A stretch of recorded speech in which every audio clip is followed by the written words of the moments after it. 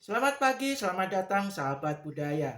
Di ruang kelas kali ini saya ingin berdiskusi tentang nilai-nilai filosofi yang dikembangkan oleh Ki Hajar Dewantara. Taman Siswa yang didirikan oleh Ki Hajar Dewantara pada tanggal 3 Juli 1922 saat sekarang ini tanpa terasa sudah memasuki 100 tahun atau 1 abad pada tahun 2022. Ada hal menarik yang dikembangkan oleh Ki Hajar Dewantara tentang pembelajaran di ruang-ruang kelas, yaitu semua orang adalah guru dan semua tempat adalah sekolah. Apa maknanya bahwa Ki Hajar Dewantara menghendaki anak-anak belajar dari berbagai macam sumber, tidak hanya dari satu sumber saja, yaitu guru yang berdiri di depan kelas. Ki Hajar Dewantara menghendaki bahwa anak-anak bisa belajar dari orang-orang yang ada di lingkungan sekolah, di lingkungan tempat tinggal, atau di lingkungan lainnya. Maka kemudian anak-anak bisa melakukan eksplorasi di sana, mengetahui mana orang yang baik, mengetahui mana orang yang tidak baik, mana orang yang berhasil, dan mana orang yang tidak berhasil. Nah, hal-hal inilah kemudian akan memberikan pengertian, memberikan pengalaman, pengetahuan kepada anak melalui berinteraksi dengan orang-orang di sekelilingnya. Nah, ini dapat terjadi kemudian ketika guru sekolah melaksanakan bahwa semua tempat adalah sekolah, yaitu memberikan kesempatan kepada anak-anak untuk mengeksplorasi lingkungan sekolah, lingkungan tempat tinggal, atau lingkungan yang lainnya. Jadi, yang namanya ruang kelas itu tidak hanya terkotak di dalam sebuah ruangan yang ada bangku dan ada kursi, ada meja, tetapi alam semesta ini adalah ruang kelas. Alam semesta ini adalah tempat untuk belajar. Anak-anak bisa belajar di tepi danau misalnya ketika dia belajar tentang ekosistem. Anak-anak bisa belajar tentang tumbuhan yang ada di depan sekolah, tumbuhan di belakang sekolah, ada di kebun dan di tempat-tempat lainnya. Anak-anak dapat belajar tentang bebatuan yang ada di sungai, anak-anak dapat mengukur debit air yang ada di sungai, mengapa sungai kering, mengapa sungai banyak sampah. Nah, inilah kemudian yang disebut dengan semua tempat adalah sekolah. Proyek penguatan profil pelajar Pancasila merupakan salah satu upaya bagaimana melaksanakan filosofi Ki Hajar Dewantara tentang semua orang adalah guru dan semua tempat adalah sekolah. Anak-anak mulai tema yang dipilih, kemudian mereka melakukan eksplorasi sesuai dengan temanya. Guru tidak lagi menjadi sumber belajar satu-satunya, guru tidak lagi menjadi bahan ajar dan media pembelajaran satu-satunya, tetapi kemudian anak-anak bisa mengeksplorasi sesuai tema dengan lingkungan, baik di lingkungan sekolah maupun di lingkungan rumah atau di lingkungan lainnya. Anak-anak kemudian bisa belajar misalnya eh, ke pasar, kemudian dia akan bertemu dengan banyak orang di pasar. Nah, inilah kemudian semua orang adalah guru dan kemudian pasar adalah juga sebagai sekolah, sebagai tempat untuk belajar. Ketika kemudian misalnya anak-anak pergi ke sebuah pantai atau anak-anak pergi ke tempat pertanian, ini juga kemudian memberikan eksplorasi yang tadi. Semua orang adalah guru dan kemudian semua tempat adalah sekolah. Nah, hal-hal seperti ini harusnya kemudian menjadi habit, kemudian menjadi pembiasaan, menjadi kebiasaan dalam pembelajaran bahwa guru tidak lagi menjadi sumber pengetahuan, guru tidak lagi menjadi sumber ilmu, tetapi kemudian anak-anak diberikan kesempatan untuk mengeksplorasi. Guru kemudian memang benar-benar menjadi mediator dan fasilitator, menjadi validator. Paling penting ketika kemudian menjadi fasilitator iya, menjadi mediator iya, dan paling penting adalah menjadi validator atau kurator. Jadi guru nanti yang menentukan mana yang boleh dan mana yang tidak boleh, mana yang layak dan mana yang tidak layak, mana yang memiliki etik dan mana yang tidak memiliki etik, ketika anak-anak itu juga memperoleh pengetahuan atau anak-anak itu menggunakan uh, sumber dan media pembelajaran yang apa yang dari luar tadi, dari semua tempat adalah sekolah. Jadi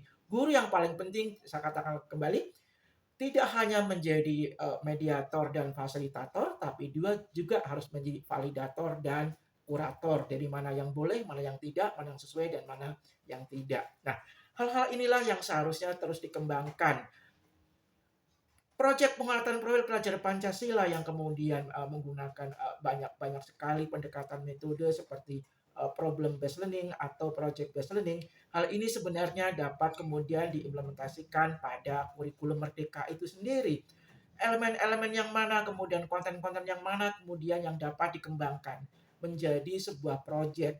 Jadi anak-anak kemudian tidak tidak lagi kemudian terpaku duduk di bangku dengan di atas bangku dan kemudian duduk di bangku kemudian uh, tangan di atas meja, tidak lagi seperti itu, tetapi kemudian anak-anak benar-benar mengeksplorasi semua komponen-komponen, mengeksplorasi semua kemudian kemungkinan, mengeksplorasi ekosistem-ekosistem yang ada di lingkungan sekolahnya, di lingkungan rumahnya, atau di lingkungan tempat tinggal yang lainnya. Ini yang kemudian anak-anak itu bisa mengembangkan cara berpikir yang sangat eksploratif, sehingga konstruksi pengetahuan yang dikembangkan sesuai dengan apa yang telah diteliti oleh Vygotsky, apa yang telah diteliti oleh Piaget, dan apa yang telah diteliti oleh Bandura. Jika kita membandingkan apa yang dikembangkan oleh Ki Hajar Dewantara tentang semua orang adalah guru dan semua tempat adalah sekolah, maka konsep itu sangat sejalan dan sesuai dengan apa yang dikembangkan oleh Bandura. Bandura misalnya bahwa anak-anak itu akan lebih efektif dan efisien ketika dia belajar dengan model. Model yang disebut di sini adalah bisa model itu dengan orang ya. Yang tadi ketika anak-anak berinteraksi kemudian dia sebenarnya belajar menggunakan model. Nah, demikian juga ketika kemudian ketika semua orang adalah guru dan semua tempat adalah sekolah, Vygotsky juga seperti itu bahwa konstruksi pengetahuan diperoleh anak-anak melalui sosiokultural, yaitu interaksi sesuai dengan budayanya di mana orang itu berada. Nah, konstruksi-konstruksi pengetahuan juga kemudian yang dikembangkan oleh Piaget melalui skemanya, yaitu ada asimilasi, akomodasi, kemudian sampai equilibrium. Ketika kemudian anak-anak bertemu dengan seseorang, ternyata kemudian yang berbeda, ketika kamu ketemu lagi kemudian yang berbeda juga, tetapi memiliki irisan, maka kemudian anak-anak dapat menyimpulkan bahwa, oh ternyata X itu disebabkan oleh Y, atau Y itu bisa mempengaruhi X. Nah ini kan sebenarnya berpikir secara secara ilmiah juga. Ketika kemudian diberikan kesempatan kepada setiap peserta didik, diberikan kesempatan kepada setiap anak untuk melakukan eksplorasi bahwa setiap orang adalah guru dan setiap tempat adalah sekolah. Yang paling penting bagi guru adalah melakukan validasi dan kurasi mana-mana yang boleh dan mana-mana yang tidak boleh, mana yang memiliki etik dan mana-mana yang tidak memiliki etik. Itulah kira-kira apa yang disebut dengan nilai-nilai filosofi dari semua orang adalah guru dan semua tempat adalah sekolah. Dan kalau tidak salah, nilai-nilai filosofi ini sudah ada lagunya ya, dinyanyikan oleh penyanyi-penyanyi terkenal gitu. Tetapi yang paling penting adalah mengimplementasikan pada ruang-ruang kelas, mengimplementasikan pada pembelajaran, apapun kurikulumnya, karena kurikulum itu hanyalah ruang lingkup standar minimal, bukan ruang lingkup standar maksimal. Jadi guru harus melakukan yang tadi. Apakah kalau siswanya memiliki pengetahuan yang sudah tinggi tingkatannya, maka kemudian guru harus merancang kembali kurikulum itu memenuhi standar yang lebih tinggi daripada yang dikeluarkan oleh kurikulum yang standar minimal. Jadi kalau anak-anaknya kemudian memang di rata-rata standar yang minimal dengan kurikulum, ya tidak masalah. Karena sekali lagi, kurikulum adalah standar minimal, bukan standar maksimal. Maka kemudian guru, sekolah, dan lain orang tua bisa mengembangkan sesuai dengan potensi dan kemampuan anak untuk menjadi kurikulum itu lebih fleksibel dilakukan sesuai dengan kemampuannya, sehingga konstruksi pengetahuan yang diperoleh juga akan lebih tinggi tingkatannya. Demikian apa yang perlu saya sampaikan dalam diskusi ini. Terima kasih. Kita akan ketemu pada kesempatan lain dengan topik-topik yang lainnya.